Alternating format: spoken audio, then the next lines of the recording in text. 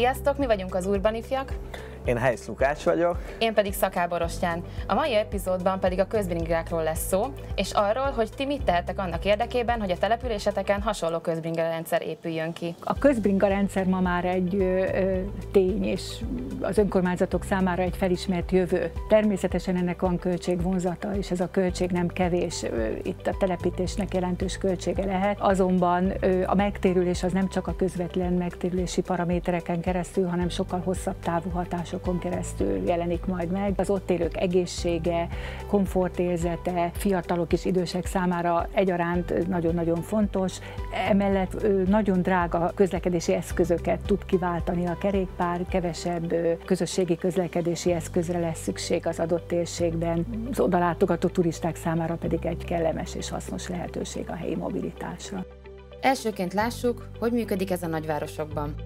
Azok a nagyon sikeres közbringa rendszerek, ahol mondjuk mint Budapesten a BKK csinálja ezeket, és ott része van a fenntartásnak, a karbantartásnak, az egész kommunikációjának is, része van a közlekedés szervezésében. Hogyha a városlakóknak szánnak egy közbringa rendszert, akkor úgy kell kialakítani, hogy azokat a pontokat tesszük elérhetővé, ahova a városlakók mennek, ahol sokan laknak, ahol szórakoznak, ahol ügyet intéznek, ahol dolgoznak, tehát ilyen helyeket kell megtalálni. Egyébként a budapesti rendszer pont így lett kiépítve ilyen szempontok alapján.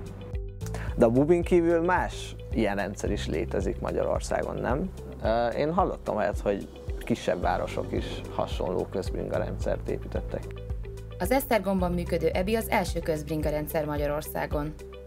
Ezt a rendszert a Neder kerékpárgyár fejlesztette ki és telepítette, egy ajándékként adta ennek a városnak. Igazából a gyár finanszírozza ennek a rendszernek a működését. A tarifa is úgy lett kialakítva, hogy az itt dolgozók vagy az itt lakók naponta kétszer ingyenesen használják. Egy kisebb városban azonban minimális ráfordítással is kiépíthető a rendszer. Mai árakon számítva egy hévízrendszer kiépítése kb. Olyan 40 millió forintba kerül. Ez egy 4 állomásos rendszer, 35 kerékpárral. A városi dokkolóállomások ráadásul számos fejlesztési lehetőséget tartogatnak. Azért is jók ezek a kiépített közbringa rendszerek, mert nagyon könnyen tovább lehet őket fejleszteni elektromos biciklikké. A közbringa rendszerekre valószínűleg nagy hatása lesz az elektromos bicikli terjedésének. Nagyon sok nyugati városban már lehet arról olvasni, hogy elektromos bringákat tesznek be a közbringa rendszerekbe, ez már Budapesten is egyébként téma, és nagyon sok más extrát is próbálnak beépíteni a közbringa rendszerekbe, mint gyerekbiciklik vagy tandembringák. Varsóban például már van tandembringa, van, ahol például a teherbiciklit lehet elérni közbringa rendszeren belül is. Tehát a közbringa rendszerek is próbálják egyre jobban kiszolgálni azokat az igényeket, amik felmerülhetnek kerékpározás során. Egyébként hallottál ilyen magánkerékpárkölcsönzőkről? Mert nem feltétlenül kell, hogy kiépüljön egy ilyen rendszer, nem? Például Óbudán ott egy magánkerékpárkölcsönzőt támogat az önkormányzat, és itt sokkal olcsóbban tudnak a lakosok hozzájutni a bringákhoz. Nézzük meg, Óbudán hogyan valósult meg ez az együttműködés. A Bergozon kerékpárüzlet egy családi vállalkozás, 1995-ben nyitottuk családilag. 2007-2008 tájékán Ausztriában, illetve Franciaországban, Párizsban járva láttuk a közkerékpár kölcsönző rendszereket, és akkor azt beszéltük párommal, hogy érdemes lenne megkeresni a kerület polgármesterét, akit azelőtt nem ismertünk, aki végighallgatta, és sose felejtem el, azt mondta, hogy hát ez egy annyira szimpatikus kezdeményezés és ötlet a részére, hogy ehhez szerintem nem szükséges uniós támogatás. Megállapodás született az önkormányzat is köztünk, hogy az önkormányzat a munkabérköltségeket, a rezsiköltséget fedezi, mi pedig az eszközparkot adjuk a jövőben, illetve a kerékpárok karbantartását, kopóalkatrészek cseréjét. De létezik olyan rendszer is, amit nem közpénzből hoztak létre, hanem egy magánvállalkozás, egy startup valósított meg egy nagyon hasonló rendszer, mint a Bubi. A dán fiatalok által létrehozott Danki Republic Európa számos országában működik.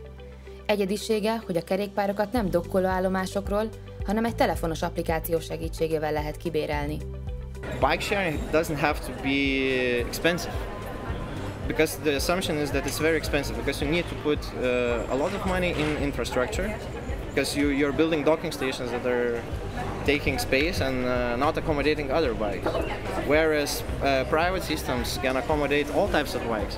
What we are pushing now for, and we are engaging into dialogue with cities and cycling associations and local businesses, is that we want to build a regulation to create this the space of bike sharing that doesn't have to be provided by public authorities and take public money.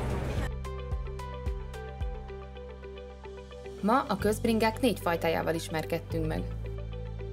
Elsőként a nagyvárosokban kiépült, tömegközlekedésbe integrált rendszerrel foglalkoztunk.